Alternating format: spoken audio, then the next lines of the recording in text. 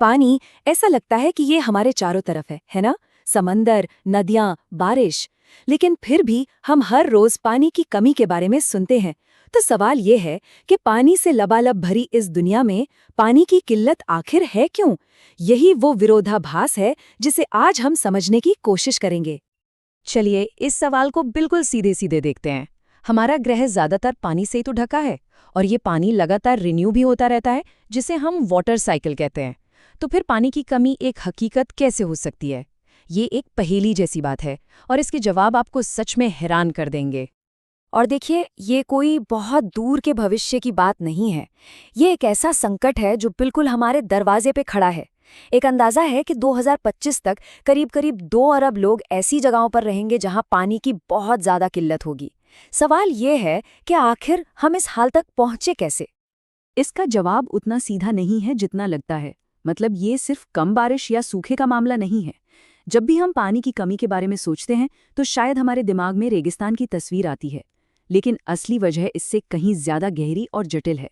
इसके पीछे एक पूरा समीकरण काम कर रहा है। और इस समीकरण के कई हिस्से हैं। देखिए, आबादी बढ़ रही है तो मतलब खाने और पानी की ज़रूरत भी बढ़ रही है। ज़्यादा खाना उगाने के लिए खेतों में ज़्यादा सिंचाई की ज़रूरत है, जिससे पानी का बेहिसाब इस्तेमाल होता है। और इसमें जब हम तेज़ी से बढ़ते शहरों और इंडस्ट्रीज़ को भी जोड़ देते हैं ना, तो ये एक ऐसा दुष्चक्र बन जाता है जिसे तोड़ना बहुत मुश्किल है। और ये सिर्फ कोई किताबी बात नहीं है, इसका सीधा असर हमारी खाने की थाली पर पड़ता है। ज्यादा फसल उगाने के लिए किसान अपने खेतों में कुएं और ट्यूबवेल लगा रहे हैं। इसका नतीजा, जमीन के नीचे का पानी यानी भूजल का स्तर खतरनाक तरीके से नीचे जा रहा है। ये सिर्फ पानी की कमी नहीं, बल्कि हमारी खाद्य सुरक्षा पर भी एक सीधा हमला है। लेकिन कहानी में एक और ट्विस्ट है। कभी-कभी समस्या पानी की मात्रा की होती ही नहीं, बल्कि उसकी क्वालिटी की होती है।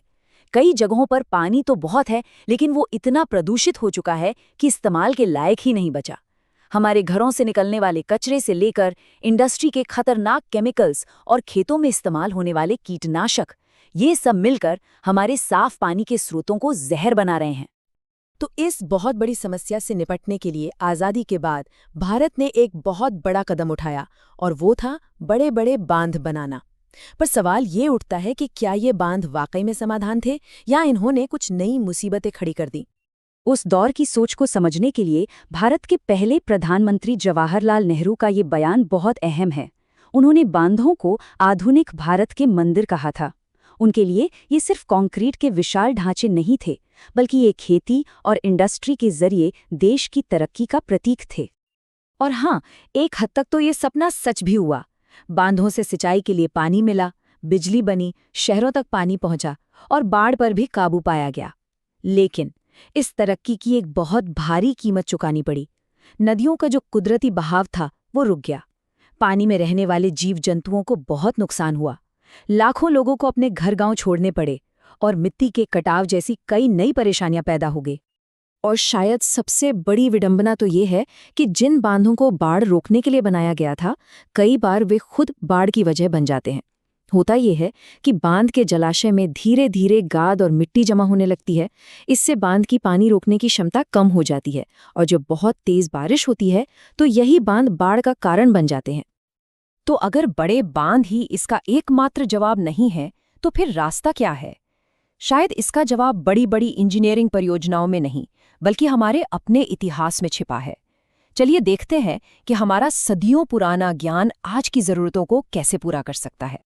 भारत में पानी बचाने और उसे सहेजने की जो परंपरा है, वो कोई नई नहीं बल्कि हजारों साल पुरानी है। पहली सदी ईसा पूर्व से लेकर 14वीं सदी तक हमारे पूर्वजों ने पानी को मैनेज करने के लिए कमाल की संरचनाएं बनाई। उन्हें बारिश के मिजाज, मिट्टी के प्रकार और वहां के मौसम की गहरी समझ थी। और कमाल की बात यह है कि ये ज्ञान किसी एक जगह तक ही सीमित नहीं था, बल्कि पूरे देश में फैला हुआ था। पहाड़ों से लेकर मैदानों और रेगिस्तान तक, हर इलाके ने अपनी ज़रूरतों के हिसाब से अनोखी तकनीकें विकसित की। जैसे हिमालय के गुल और कुल, या फिर राजस्थान के जोहड़ और टांके। जरा राजस्थान की टांका प्रणाली को ही देखिए, कितनी सरल लेकिन कितनी असरदार है। छत पर गिरने वाला बारिश का पानी एक पाइप के जरिए सीधे एक अंडरग्राउंड टैंक में जमा हो जाता है। इस पानी को वहाँ पालर पानी कहते हैं और इसे कुदरती पानी का सबसे शुद्ध रूप माना जाता है। ये एक वरदान जैसा है, खासकर तब जब गर्मियों में पानी के बाकी स्रोत सूख जाते हैं। और ऐसा बिल्कुल मत सोचिए कि ये पारंपरिक तरीके सिर्फ पुराने जमाने में ही काम आते थे। आज भी ये कितने कारगर है, इसका सबूत है कर्नाटक का गेंदाथूर गांव। वहां लगभग हर घर हर साल बारिश के पानी को जमा करके कितना पानी इकट्ठा करता है जानते हैं? 50,000 लीटर। जरा सोचिए, एक छोटी सी तकनीक का कितना बड़ा असर हो सकता है। और ये पहल सिर्फ कुछ गांवों तक ही सीमित नहीं रही है। तमिलनाडु ने तो एक कदम और आगे बढ़कर इसे कानून ही बना दिया है। ये भारत का पहला और इकलौता राज्य है जहां हर घर के लिए अपनी छत पर रेन वाटर हार्वेस्टिंग सिस्टम बनाना जरूरी है।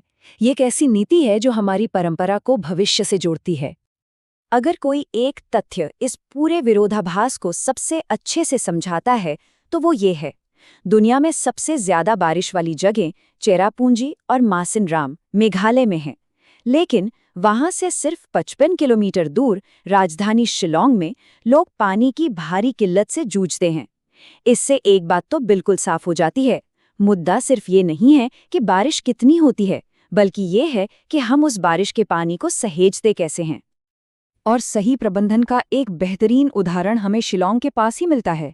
ये है मेघालय की 200 साल पुरानी बांस ड्रिप सिंचाई प्रणाली। जरा सोचिए, इस तकनीक में बांस के पाइपों का एक जाल बिछाकर झरनों के पानी को सैकड़ों मीटर दूर तक ले जाया जाता है और फिर सीधा पौधे की जड़ों में बूंद बूंद करके पहुंचाया जाता है। पानी के इस्तेमाल का इससे ज्यादा कुशल तरीका शायद ही कोई और हो सकता है।